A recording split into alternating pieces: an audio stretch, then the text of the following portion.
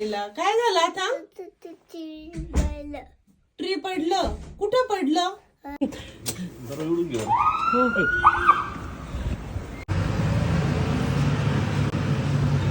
गाडी गेलेली आहे. Please don't go alone.